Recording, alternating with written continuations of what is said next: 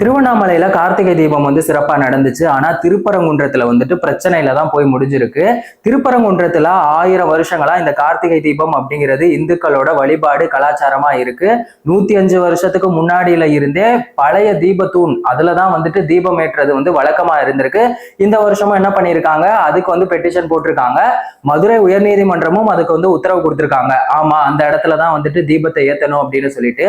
ஆனா என்ன பண்ணிருக்காங்க, உச்சி பிள்ளையார் கோயில்ல வந்துட்டு தீபத்தை ஏத்திருக்காங்க.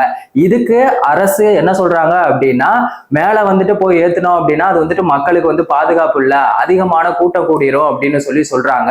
ஆனா இந்துக்கள் பக்தர்கள் எல்லாருமே வந்துட்டு ரொம்பவே கோபமாயிட்டாங்க. ஏன்னா நாங்க வந்துட்டு ஹைகோர்ட்டோட உத்தரவுப்படி தானே வந்துட்டு மேல தீபம் ஏத்தணும் அப்படின்னு சொல்லியிருக்கோம். அப்படி இருக்கும்போது அதை அனுமதிக்கல அப்படின்னா அப்போ நீங்க வந்துட்டு இந்துக்களுக்கு எதிராக செயல்படுறீங்களா அப்படின்னு சொல்லி வந்து எல்லாருமே வந்துட்டு ரொம்பவே கோபமாயிட்டாங்க.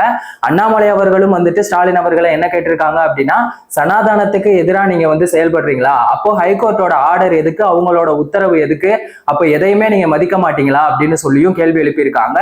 பக்தர்கள் வந்துட்டு உயர்நீதிமன்ற உத்தரவை ஏற்று மேல போகணும் அப்படின்னு சொல்லி முயற்சி பண்ணியிருக்காங்க. ஆனா காவல்துறை வந்துட்டு அராஜகம் பண்ணியிருக்காங்க, லத்தி சார்ஜ் பண்ணியிருக்காங்க. 144 தடை உத்தரவு நடந்திருக்கு.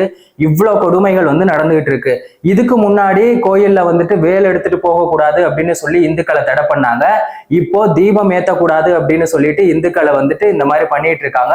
சோ அப்போ திமுக அரசு வந்துட்டு இந்துக்களுக்கு எதிராகவும் அவங்களோட கலாச்சாரத்துக்கும் எதிராக செயல்படுதா அப்படிங்கிற கேள்வியை வந்து சமூக ஊடகங்கள்ல எழுப்பியிருக்காங்க.